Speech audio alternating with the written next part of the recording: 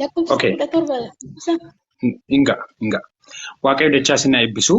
Mee suuta jedheetaniin Efesoon boqonnaa 4 kanaa isuma obboloonni koo dubbisan lakkoofsa 1 hanga 16tti suuta jedheen siniif dubbisaa xiyyeeffannootiin akkasiin ilaaltan. Sababni isaa har'a haayilaayitii isaa walii wajjin ilaaluuf jenna waan ta'eef jechuudha. Sirriitti xiyyeeffannootiin akkasiin ilaaltan hin barbaada. Egaa ani waa'ee hojii gooftaatiif hidhamee kanan jiru waamicha isatti waamamtan sanaaf akka ta'utti akka jiraattan isin nan gorsa. Gad of deebisuu fi garraamummaa hundumaan obsaanis walii wajjin jiraadha. Jaalalaanis waliif danda'a. Hidhaa nagaatiin tokkummaa hafuura qulqulluu of harkatti eeggachuudhaaf dhama'a.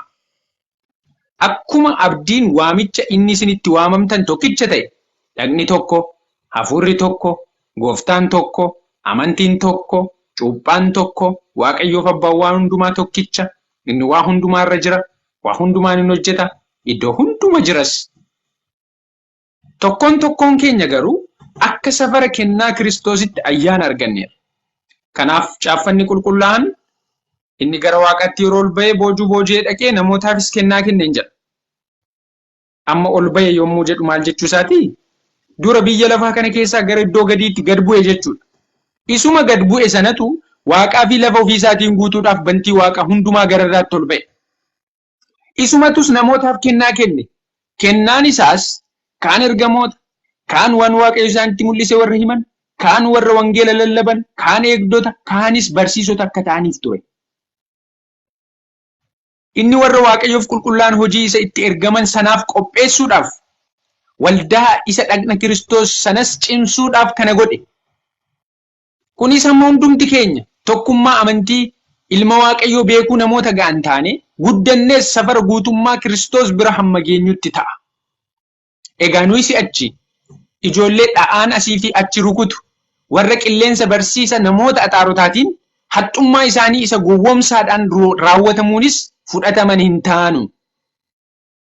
Kanaa mannaa jaalalaan dubbii dhugaa dubbachaa kottaa karaa hundumaan gara isa mataa nuuf ta'ee gara Kiristoositti ni guddanna. Isa jalatti bu'aan dhagnaa hundinuu wal fudhatanii buusaa addumaddaan argataniin walitti qabsiifamaniiru.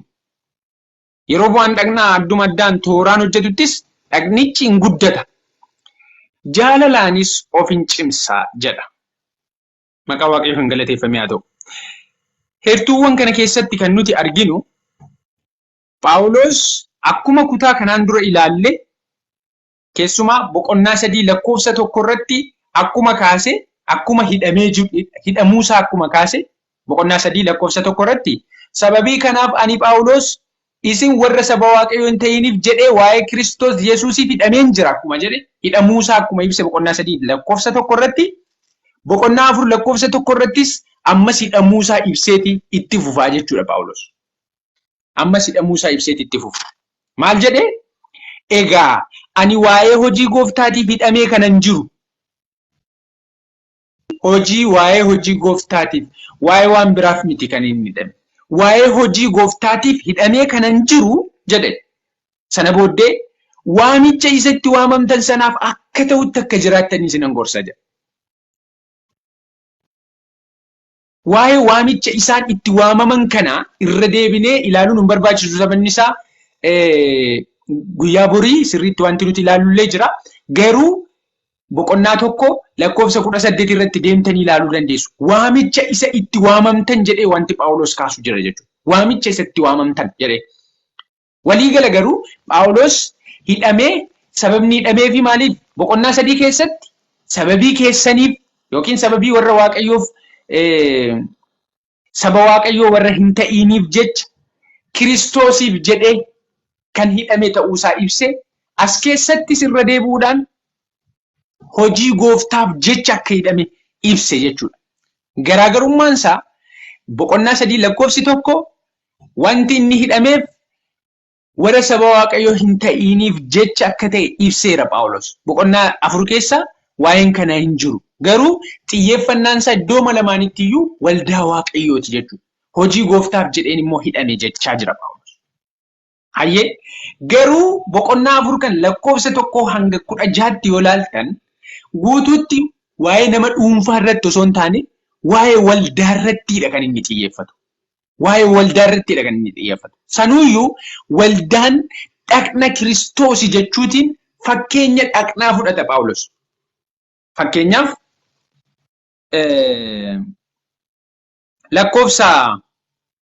lakkoofsa afur irratti waa'ee tokko jedhee yeroo ibsu Phaawulos lakkoofsa afur irratti akkuma abdii waamicha inni isinitti waamamtan tokkicha ta'e dhaqni tokko hafuurris tokko jedha. Maal tokko jechaa jira? Dhaqni tokko jedha. Maal dhaqni kun? Dhaqni Phaawulos tokko jechaa jiru kun maal inni? Waa'ee dhaqna kanaa irra deebi'ees lakkoofsa 12 irratti dubbateera. Lakkoofsa 12 irratti maal jedhe waa'ee dhaqna kanaa yeroo dubbatu? Inni jedhe Yesuus jechuudha.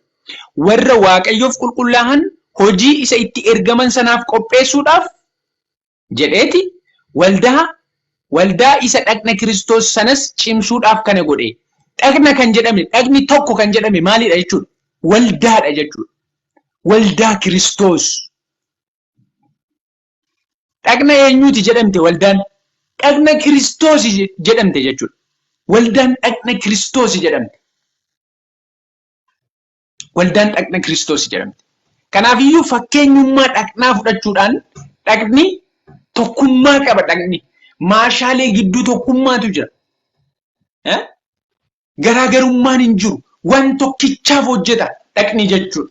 Fakkeenyummaa dhaqnaa kana Phaawulos waldaatiif kan inni fudhatu. Iddoon kan biraan inni waa'ee dhaqna kanaa fudhatee dubbatu lakkoofsa meeqa irratti? Lakkoofsa 16 irratti. Lakkoofsa 16 irratti maal jedha? Isa jalatti jedha. Eenyu jalatti? Kiristoos jalatti jechuudha. Inni mataa keenya jedheeti. Lakkoofsi 15 Kiristoos mataa keenya jedheeti. Karaa hundumaan gara isa mataa nuuf ta'ee gara Kiristoositti hin guddanna jedheeti. Isin galee mataan iddoo dhaqni hundumtuu itti hoogganamudha. Akkasii miti sammuun kan jiru mataa keessa. Karaa kan biraa mataan kutaalee qaamaa keessaa iddoo ol aanurra jira. Kanaafuu Kiristoos isa mataa nuuf ta'e jedhe.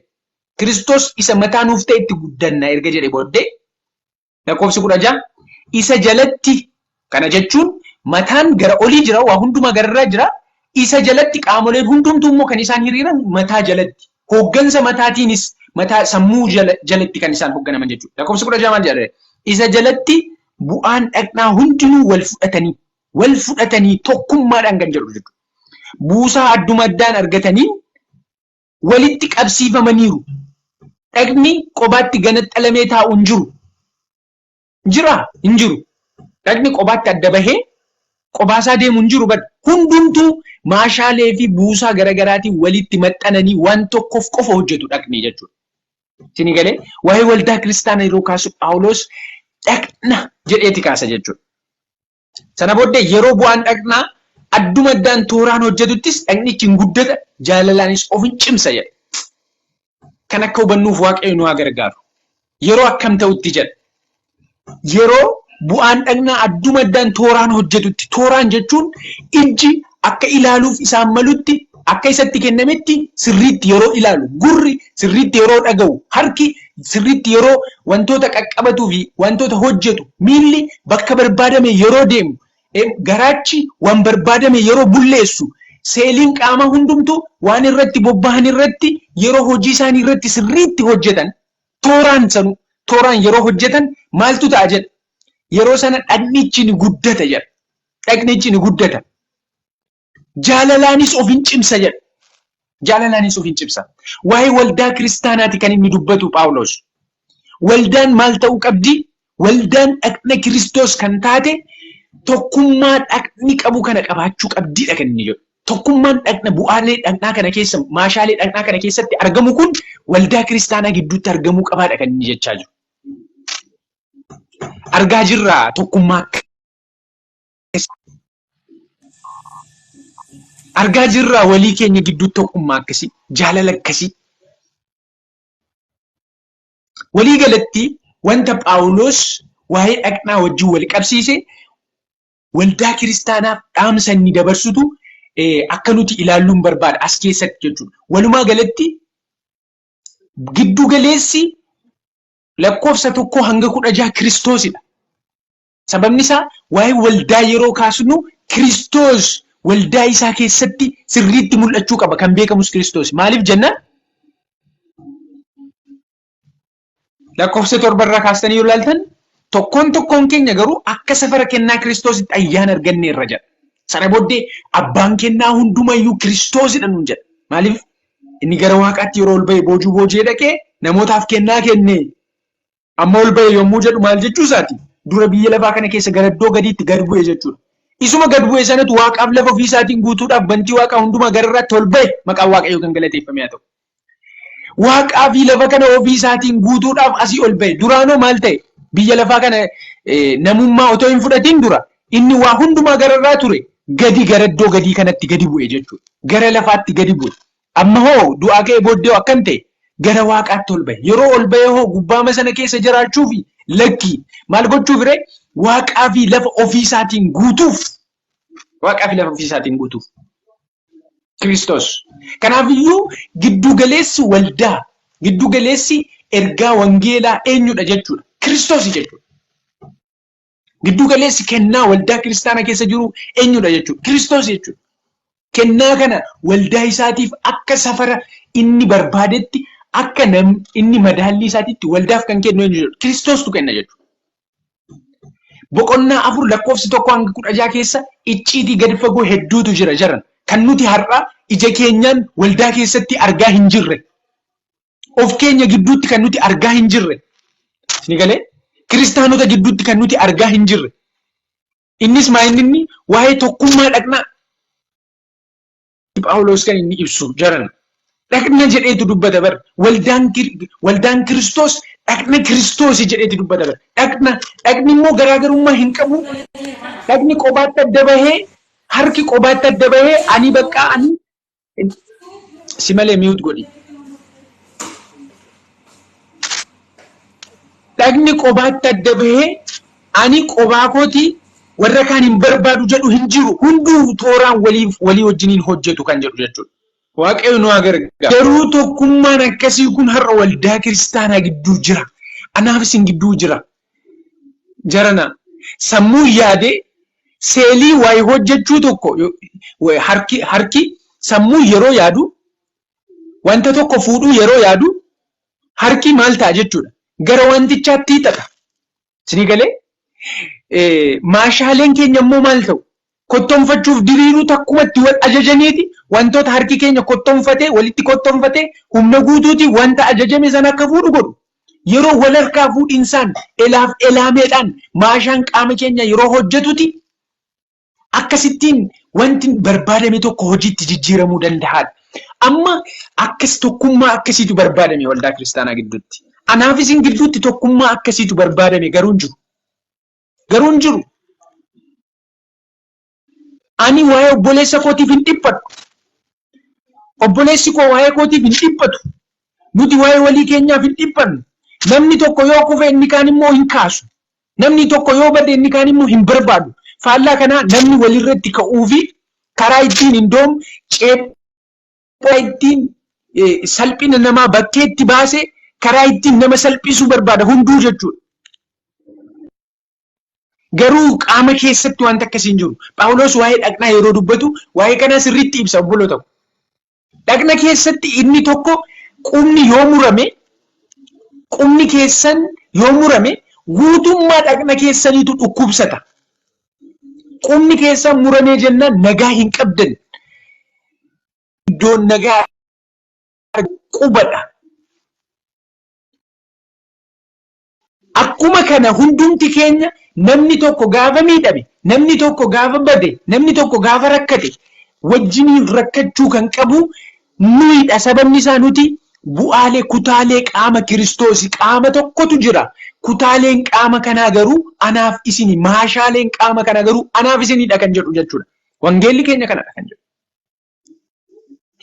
Obboloota koo kan akka hubannuuf Waaqayyo nu haa gargaaru. Ani Waaqayyoomti nu haa gargaaruun jedha. Maaliif jennaan hin jiru waan ta'eef jechuudha. Hinjiru namni waan akkasii sirriitti qabatamaatti ilaalutu hinjiru waan ta'eef waldaa keessatti wanta akkasii hin argamu waan ta'eef jechuudha. Anaaf isin gidduutti wanta akkasii hin argamu. Jaalalli akkasii tokkummaan akkasii hin jiru. Jaalalli akkasii tokkummaan akkasii hin jiru. Wal saaxiluu, wal arrabsuu, miidiyaatti wal baasuu, waa'ee obboleessa, waa'ee obboleettii hammeenya namaa haasa'uu fi kanneen kana fakkaatan malee keessumaa miidiyaa kana irratti jechuudha. Eeyyen waa'ee kanaati kan nuti Efesoon boqonnaa 4:1-16 arginu. Phaawulos ergaasaa warra Roomaaf barreesse boqonnaa 17 boqonnaa 12 Roomee boqonnaa 12 lakkoofsa 3-8tti fakkeenyummaa dhaqnaati kan inni kaasu. Waa'ee dhaqnaa dubbata Phaawulos. Waa'ee dhaqnaa.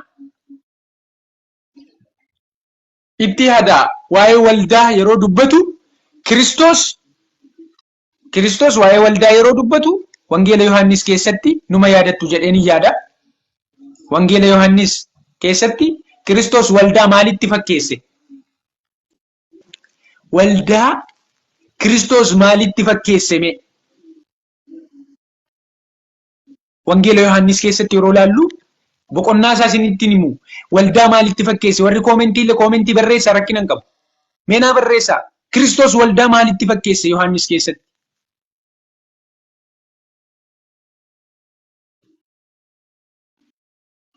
Yohaannis keessatti Jastimaan Yohaannis keessatti shamarran ittiin fakkeeffamne Maatewos keessattidha. Nuyi ofii isaatti dubartoota Maatewos keessattidha. Yohaannis keessatti hin jedhe. Ameen. Nu gargaaru. Wangeela Yohaannis boqonnaa 15 keessatti Kiristoos maalitti fakkeesse? Muka jedha. Ani maalidha jedhe? Ani maalidha jedhe Yesuus? Ani hundeedha jedhe. Hundee mukaa, jirma mukaa. Isin immoo maalidha jedhe Yesuus? Damoota kootii jedhe Yesuus.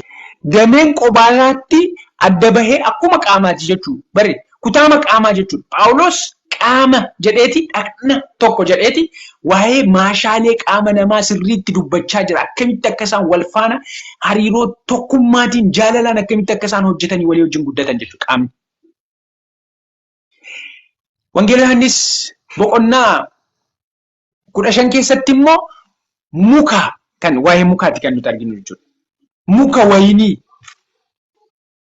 Muka ija barbaachisaa ta'e kennuu danda'u. Sirigalee. Jirmi eenyudha? Yookiin hundeen eenyudha? Kiristoos hundeen. Hundeen isaa Kiristoos. Damoonni immoo eenyu isaan? Anaaf isini. Dameen kun hundee irraatii waan barbaachisu hundumaa fudhateetu hunduma isaa erga fudhatee booddee sana booddee garuu dameen hundee irraa adda bahee qobaatti ija godhachuu danda'u yookiin jiraachuu danda'u hin jiru jechuudha. Akkasuma Kiristoos hariiroo waldaan kiristaanaa isaa wajjiniin qabdu wajjin wal qabateeti maal jechaa jira?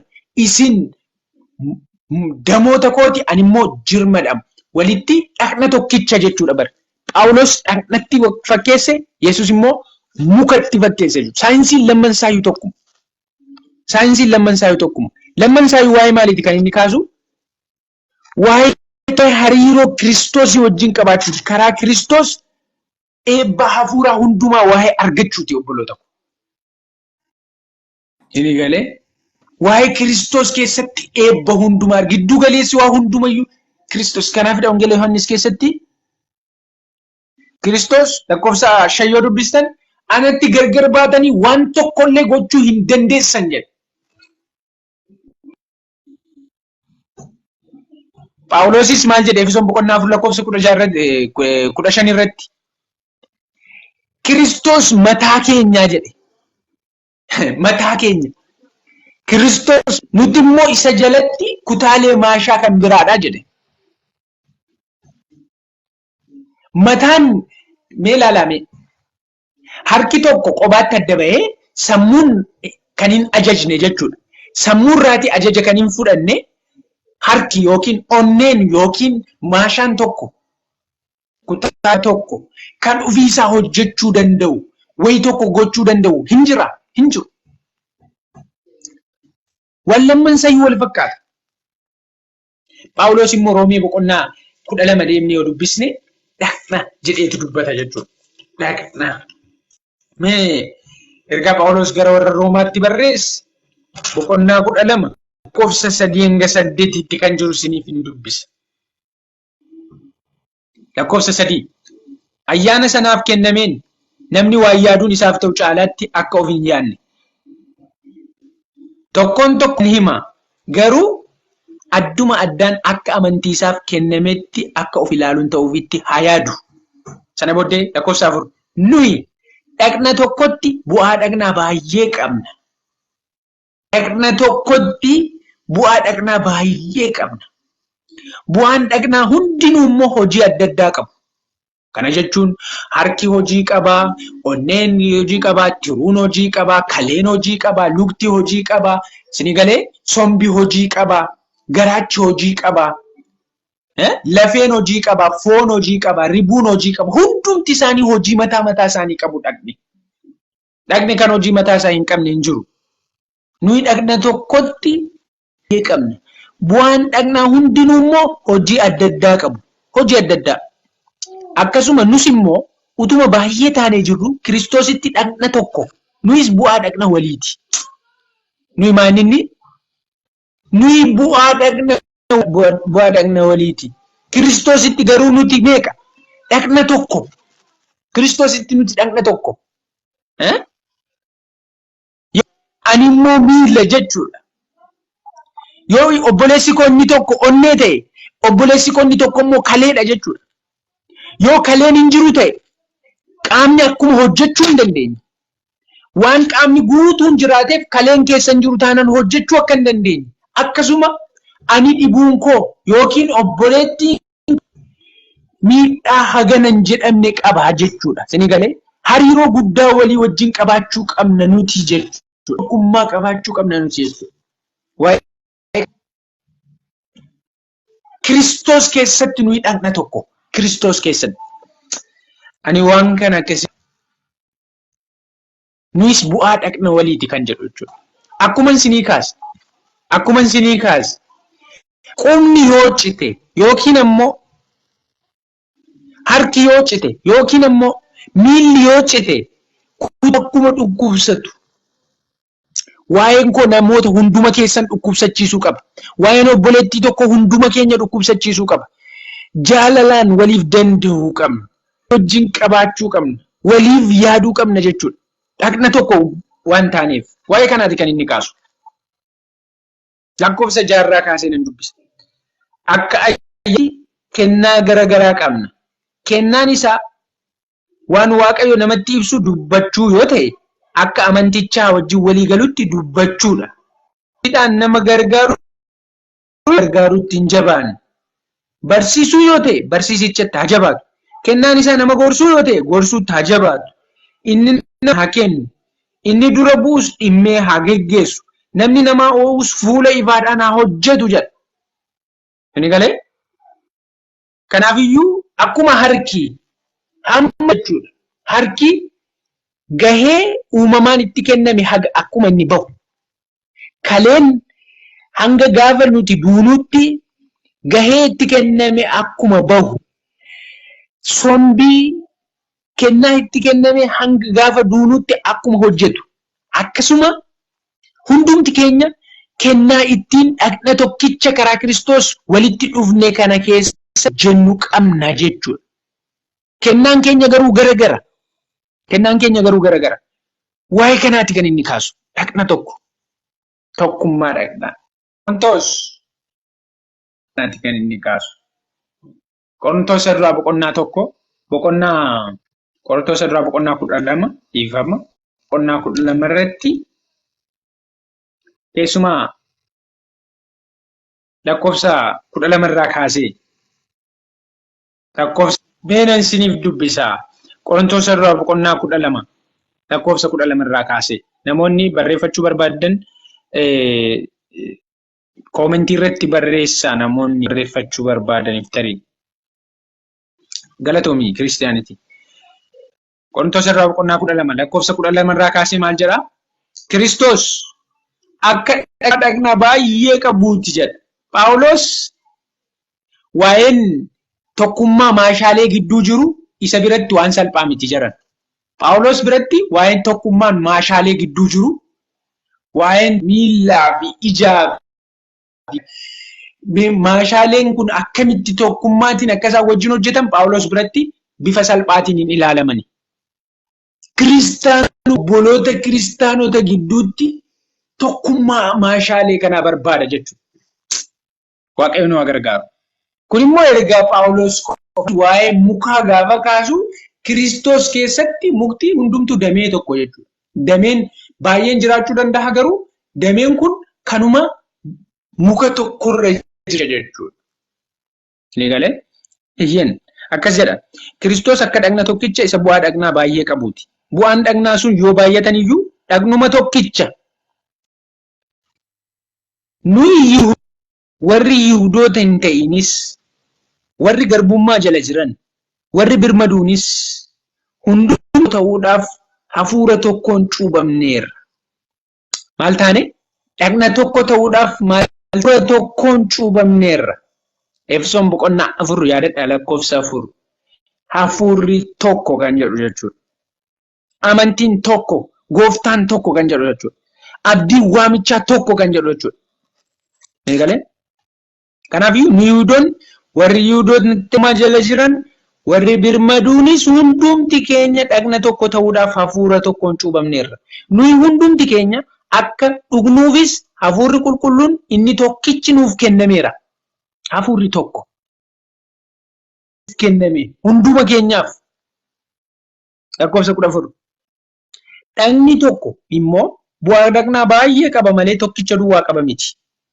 Meena kana booddee kan jiru fakkeenyaaf jedha Phaawulos. Fakkeenyaaf miilli ani harka miti kan dhagnaa miti yoo jedhe kun bu'aa dhagnaa tokko ta'uu isaa hin oolchu. Kanaaf ani kan dhagnaa miti yoo jedhe kun bu'aa dhagnaa tokko ta'uu isaa hin oolchu. Argitanii? Egaa guutummaan dhagnaa ija ga'uu danda'a. Guutummaan dhagnaa gurra utuu ta'e attamitti fuunfachuu danda'a. Waaqayyo garuu bu'aa dhagnaa hundumaa addumaddaan akka ofitti qopheesse. Bu'aan dhagnaa hundumtuu bu'aa dhagnaa tokkicha isa waan tokkicha duwwaa hojjetu yoo ta'e attamitti dhagna guutuu ta'a. Kanaaf akka amma jirrutti bu'aan dhagnaa baay'eedha. Gacha. Dhagni garuu tokkicha. Fakkeenya kana sirriitti hubattu jedheen yaada. Akkaataan waan ibsa bal'aa barbaadu miti kun.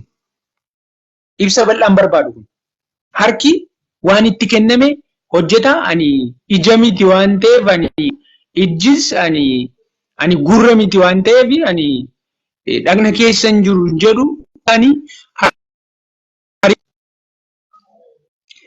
ijji hin laala waan ijji laalu sana immoo gurriin dhaggeeffata wanta foolii qabu yoo ta'e funyaan hin fuunfata yoo beekamuu barbaade harki dhaqeetu fuudha sana booddee arrabni dhamdhama hundi isaanii wal faana hojjetu jechuudha. Lakkoofsa iji harkaan ati anaaf hin barbaachiftu yookiis mataan miilla isaatiin isin anaaf hin barbaachiftan jechuu hin danda'u. Caalaatti iyyuu bu'aa dhagnaa hundumaa keessatti fakkaannetu barbaachisoodha. Bu'aa dhagnaa warra tuffatamoo nutti fakkaataniifis caalaatti ulfina hin laannaaf. Bu'aan dhagna keenyaa warri hin argisiifamne warra argisiifamaniif garuu eegumsi akkasii hin barbaachifne. Waaqayyo bu'aan dhagnaa namaa inni tuffatamaan ulfina caalaa akka argatutti walitti uume. Gargar ba'uun bu'aa qixxeetti walii isaaniitiif akka yaadaniif kana godhe. Bu'aa dhagnaa kana keessaa inni tokko isaa wajjin ni dhiphatu. Inni tokko yoo ulfaate hundinuu isaa wajjin ni gammadu. Kun tokkummaan waldaa kiristaanaa keessatti barbaadamudha jechuudha. Bu'aa dhagnaa kana. Bu'aa dhagnaa kaasee waa'ee waldaa toon kaasiin immoo naaf. Kun eegalee maalla kan inni jedhu fakkeenyaaf dhagnaalee keessaa baay'ee dhagna keessan keessaa baay'ee barbaachisaadha kan isin jettan maani. Dhagna keessan keessaa bakka numan du'a kan isin jettan. Baay'ee barbaachisaadha kun kan isin jettan maani. Hundi isaaniitu barbaachisaadha. Jechuu danda'a. Barbaachisa jedhamu hin jiru. Isa eebbisu. Hundi jechuudha. Namni tokko hin qabu taanaan isinii galee quba miti. Qubni buusaa sadii qaba miti. Caba sadii qaba miti. Qubni keenya. Qubni buusaan isheen jalqabaa sun otoo irraa cittee namni maal jedhamuu hin danda'u. Qaama guutuu jedhamuu hin danda'u. Qaama hir'uu waan kamiif waan quba keessaayyuu karaa olii qofti waan irraa citteef maal jedhama namni qofa qaama guutuun jedhamu. Qaama hir'uu. Kanaafiyyuu qaama keessaa kan hin barbaachisu jedhamu tokkollee hin jirudha. Tokko hin jiru. Waaqayyo yeroo uume barbaachisummaa isaanii itti yaadeetu uumedha kan inni jechaa jiru. Barbaachisummaa yaadeetu uumedha kan jechaa jiru. Iyyuu kutaalee qaama hin barbaachisu jedhamanii yaadamaniif eegumsi baay'een taasifamee jedha. Fakkeenyaaf qaama keessaa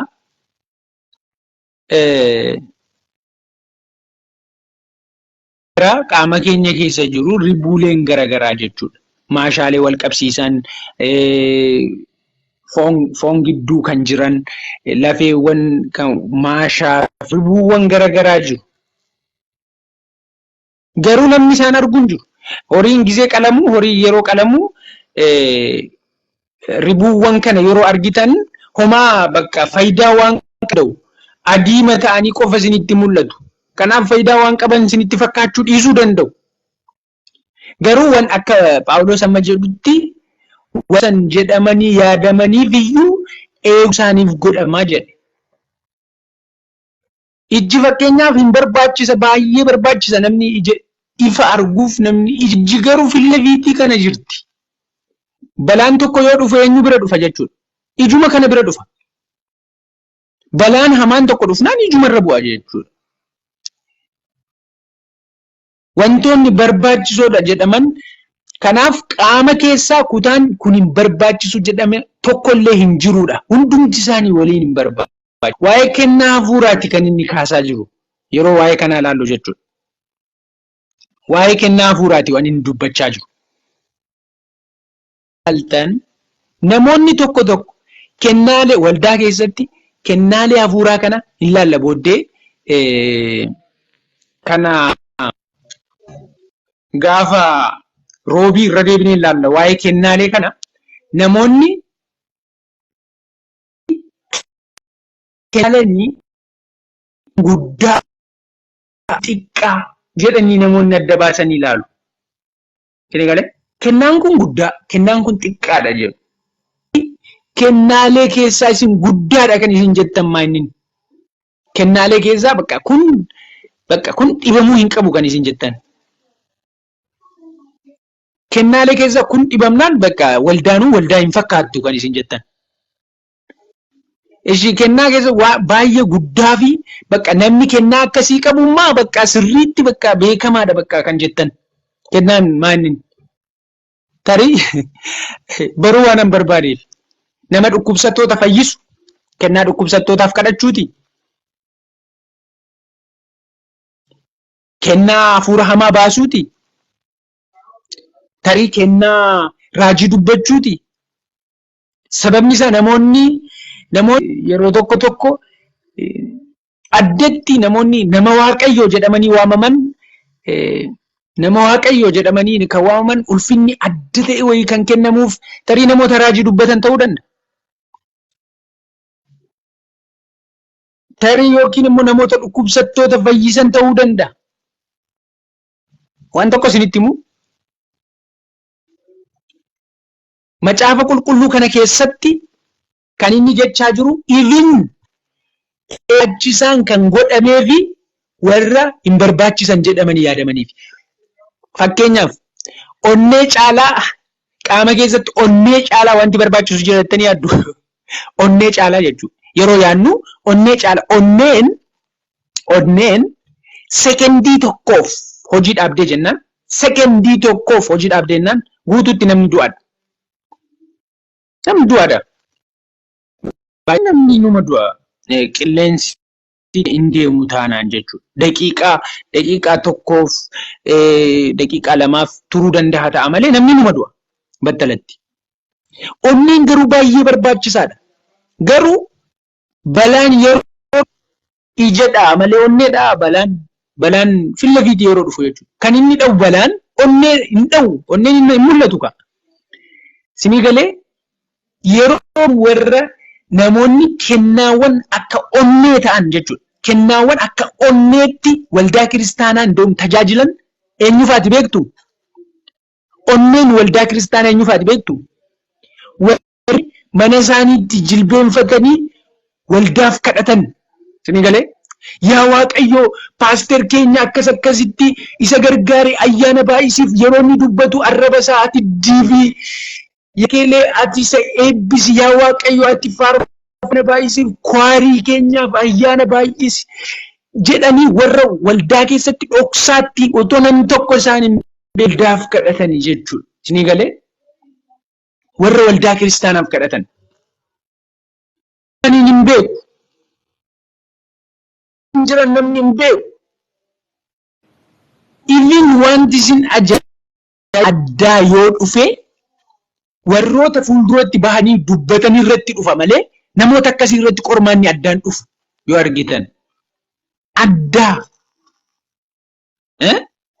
Yeroo baay'ee dafanii kan kufan, yeroo baay'ee kan gufatan, yeroo baay'ee kan aaran, yeroo baay'ee qormaanni kan itti baay'atu namoota fuuldura fiigan, namoota isin faarfattoota jettan, namoota isin raajiidha jettan, gufannaan caalu karaa isaaniiti kan inni dhufu jechuudha. Gunni dhufu tajaajiltoota warra Filafiitii jiran warri mana isaanii keessa taa'anii waldaa kiristaanaaf Waaqayyoon kadhatan tajaajilisan daaqoniin warri waldaa otoo nam tokkon dhufin dhufanii mana Waaqayyoo qulqulleessan. Isinii galee kana bari namni warroonni tajaajiltootaaf simannaa barbaachisu taasisan fuula gaariitti argisiisanii nyaataa fudhanii akka tajaajilaan tokko ofirraa bu'ee waa'ee isaaf utuu yaadiin sabaaf yaadee akka inni hojjetu kan godhan. Isinii galee nam tokko kan isaan hin beekne kan ilaalcha waa'een isaanii hin yaadamu yeroo baay'ee jechuudha. Phaawulos yeroo waa'ee dhaqnaa kaasu waa'ee isaan kanaa gidduu galeessa godhateeti jechuudha. Dhaqna keessaa hin barbaachisu jedhamanii warri yaadamnetu garuu immoo eegumsa caalu qabaa. Si galee eegumsa caalu qabda ati dhuunfaatti Waaqayyo wajjiniin hariiroo qabda taanaan dhuunfaadhaan ekelee ati gargaari obboleettii koo ekelee ati ishee gargaari ila rakkoo akkasii keessa jirti ekelee ni kufte ekelee ni dadhabe kanaaf isa gargaari jettee dhuunfaatti ofii Waaqayyoon kadhatte hoo taate you are on right position. Iddoo sirrii kan jiru sin eegumsa sirrii galee mudannoon tokkollee sirra ga'u hin jiru. Gufannoon tokko sirra yeroo hundumaa humna qabda. Balaan kan heddummatu yeroo hundumaa maalirra kutaa qaamaa keessa balaan guyyaa guyyaan kan mudatu anaan harka kooti.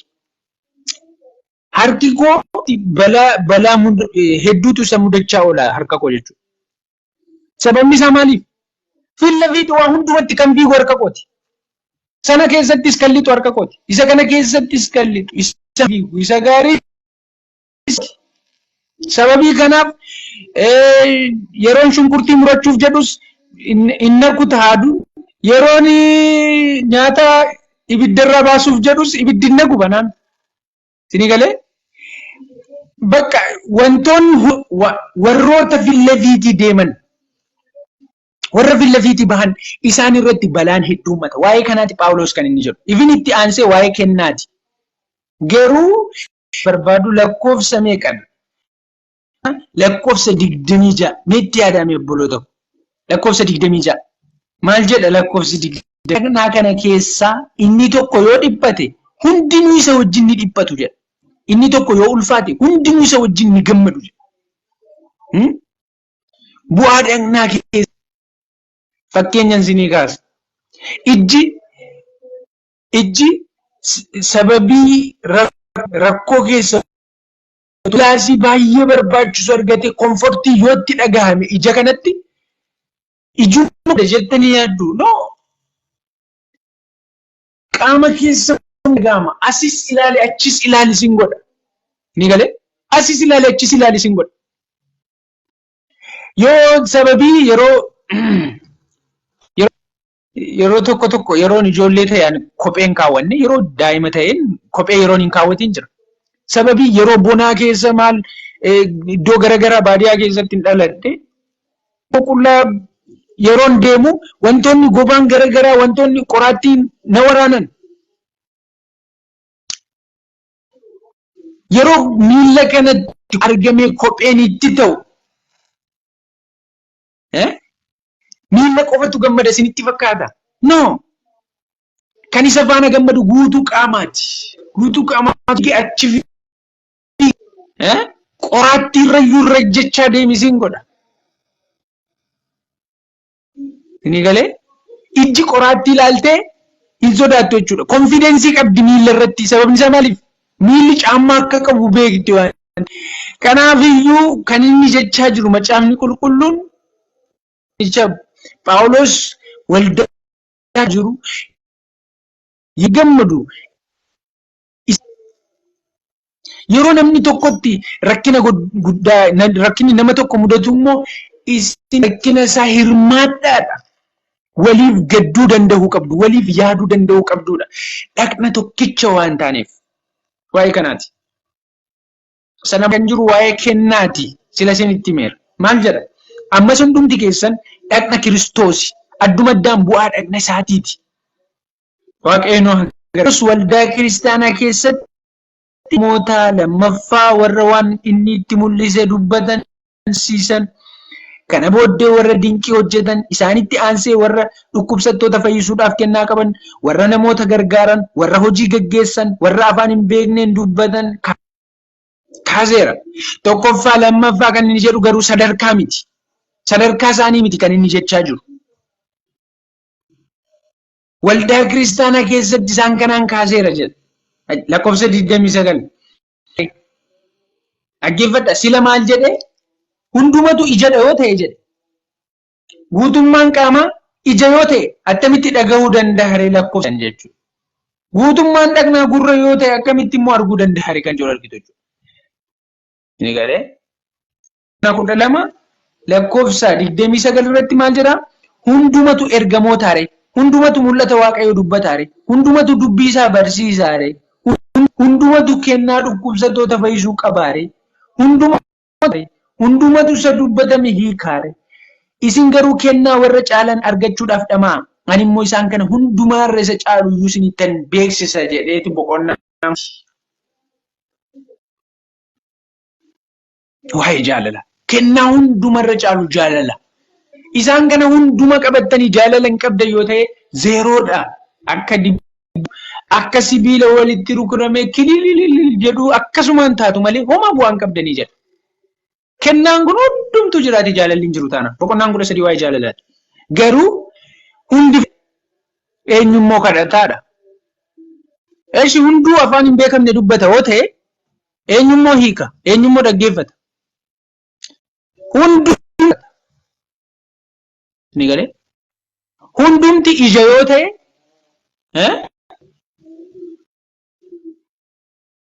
hundumtu Jaruu Phaawulos maal jedha? Efesoon boqonnaa 4 kan nuti ilaalaa jiru 1 hanga 16 jechuudha.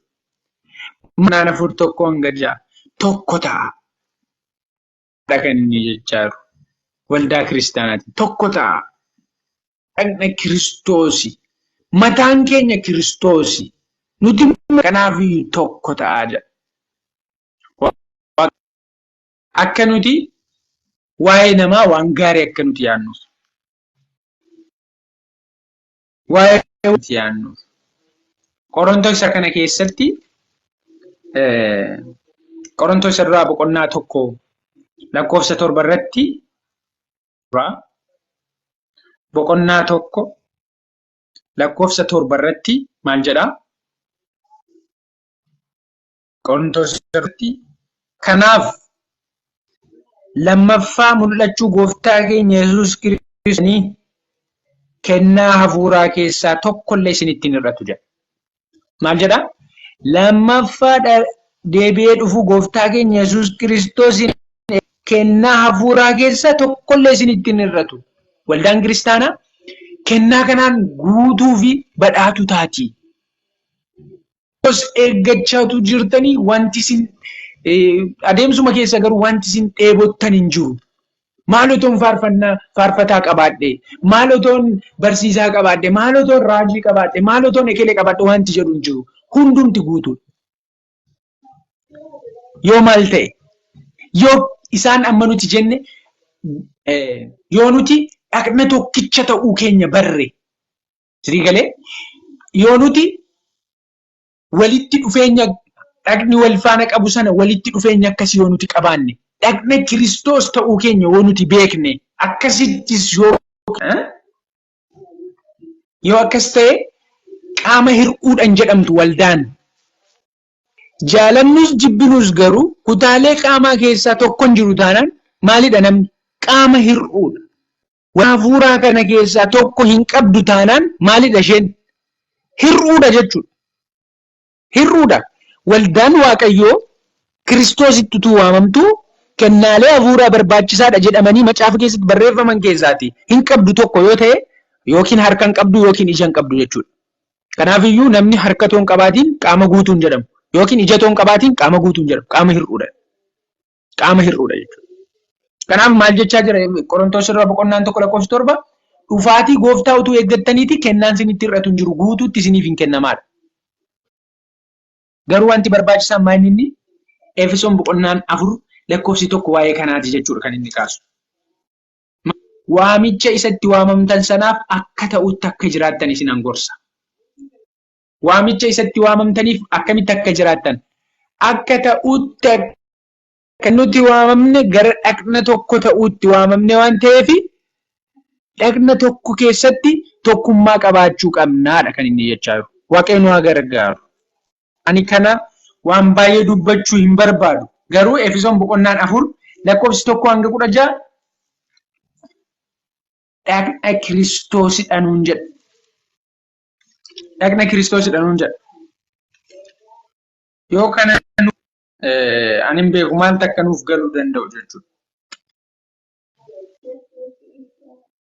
Yoo kun nuun galu ta'e maaltu akka nuuf Ibroota boqonnaa 13 lakkoofsa nan isiniif dubbisa. Tokko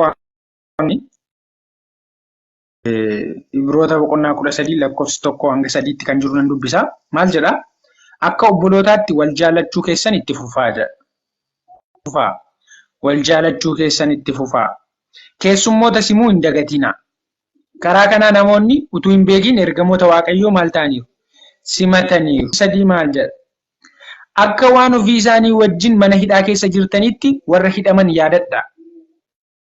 Akka waan ofii isaanii wajjin miidhama warra miidhamaa jiran yaadadhaa jedha.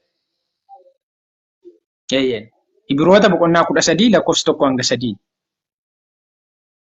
Akka waan maal taataniitti keessumaa lakkoofsa 3. Akka waan isaanii wajjiniin mana hidhaa keessa jirtanitti warra akkamii yaadadhaa? Warra hidhaa keessa jiran yaadadhaa. Akka waan ofii isaanii wajjin miidhamutti jirtanitti warra miidhaman maal godhaa? Yaadadhaa. Mee of gaafadhaa mee? Namaaf yaa Waaqayyo ekelee gargaari jettanii fattan. Eeyoota kana gargaari jettanii beektu.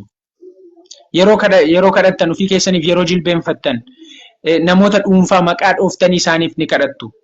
Namoota rakkatan fuula Waaqayyootti dhiyeessitanii yaa Waaqayyo obboleettii koo ekelee gargaari, obboleessa koo ekelee gargaari, rakkoo akkas akkasii godhateera jettu. baay'ee waan waaqayyo hin beeknetti maa jirtu miti. Garuu haa ta'uyyuu malee kadhanni keenya dhiibbaa guddaa qaba. Maal jedhe Yesuus? Kadhadhaa maal ta'a? Kadhadhaa hin argattu. Kadhadhaa barbaadaa hin argattu. Balbala rukutaa maal ta'a? Hin isiniif banama kan jedhu jechuudha.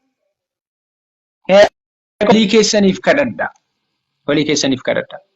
Yaa obboloota yeroo nuti walii keenyaaf dhiphannu kadhata ijoollee isaanii ilaala jechuudha. Isinitti mul'achuu dhiisuu danda'a.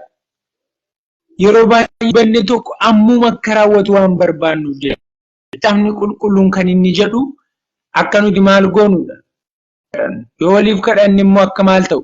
Akka waaqayyo eebbifame maal ta'a? Maatewos boqonnaa 7:7 jechuudha. Kanaafidha boqonnaa 5:19 irratti maal jedha isinitti fakkaata?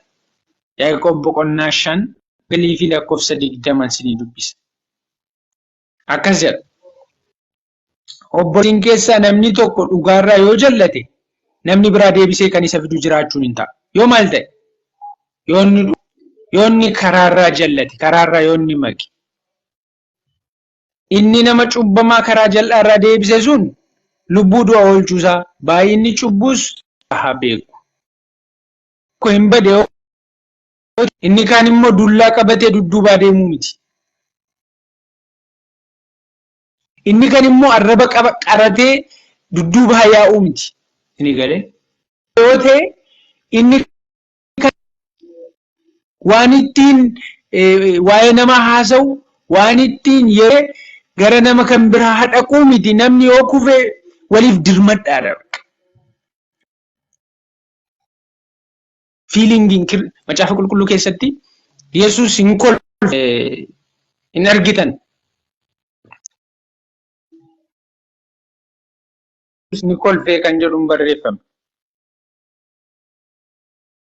Yesuus ni boo'e garuu.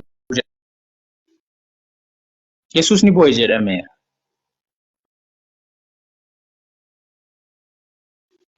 Yesuus Yerusaalem ni galee. Nutillee fiilingii waliif qabaachuu danda'uu qabna namootaaf jechuudha. Namoota badaniif. Macaafni qulqulluun waan nan dhaabatu man jedhuun dheeressaa jira garuu macaafni qulqulluun Hisqeel boqonnaa 9 irratti mallattoon waaqayyoo eenyuuf kennama beektu? Hisqeel boqonnaa 9:4 irratti mallattoon waaqayyoo eenyuuf? Namoota boo'aniif. Maaliif boo'u garuu? Naannoo isaanii ilaalanii jallinni waan dagaageef cubbuu namoonni kufaatii hin taane keessatti waan argamaniif gaddanii waaqayyo fuulduratti kan boohan kan galee. Hisqeel boqonnaa 9:4 maal jedha isiniin dubbisa.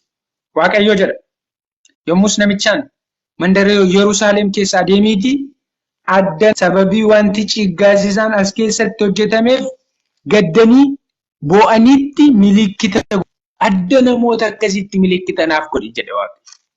Namoota akkamii?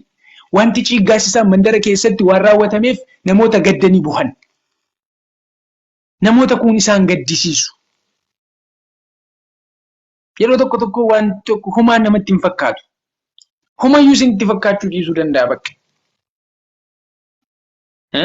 Amma gidduu kana fakkeenyaaf waldaan namoonni dhuunfaa Itoophiyaaf haa dirmannu gochaa haa dhaabbannu haa balaaleffannu ani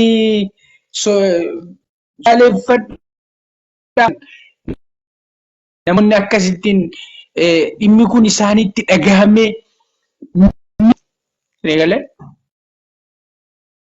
namoonni immoo homaayyuu ittiin dhagahamne jira.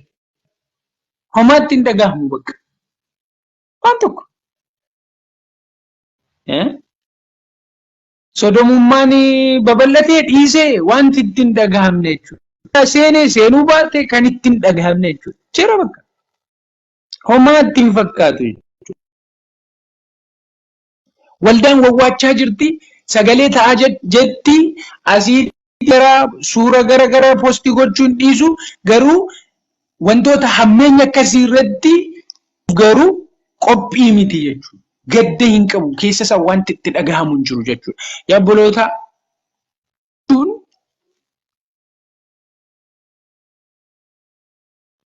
badisa barabaraa tokko badisa barabaraa kufaa jirtuuti ilaalanii bira darbuu kan caalu wanti nama gaddisiisu hin jiru. Isin galee waliif gadduun achirratti ni guddaan. Walumaa galatti amma nuti kan qorachaa jirru Efesoon boqonnaa 4 lakkoofsa 1-10 kan nuti argannu maanni waa'ee waliif yaadu, waa'ee tokkummaa qabaachuu, Kiristoos keessatti tokko ta'uu, Kiristoos waliif ajajamuu, ni galee Kiristoosiif ajajamuu, Kiristoos jala guddachuu wanti baay'ee murteessaan gaafa kamisaa sirriitti kan nuti ilaallu waa'ee Kiristoositti guddachuuti. Qaamni jedhe Phaawulos kana keessa lakkoofsa 16 irratti. Efesoon boqonnaa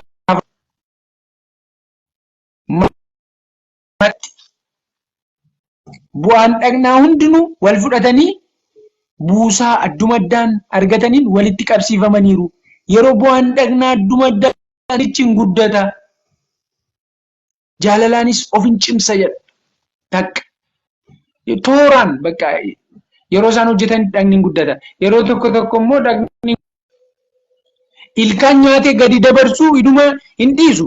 Garaachi garuu hojii isaa irratti laafaadha yoo ta'e dhagni hin guddatu hin kuushara. Sababni isaa maaliif?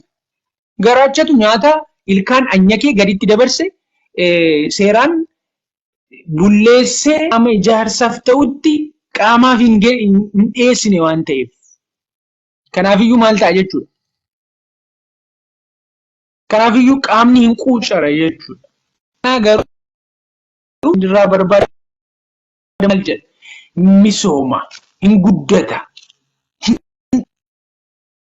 Yeroo namni exersaayisii hojjetu kutaalee maashaan qaama namaa guddataa hin cima jechuudha. Hundumtuu jechuudha.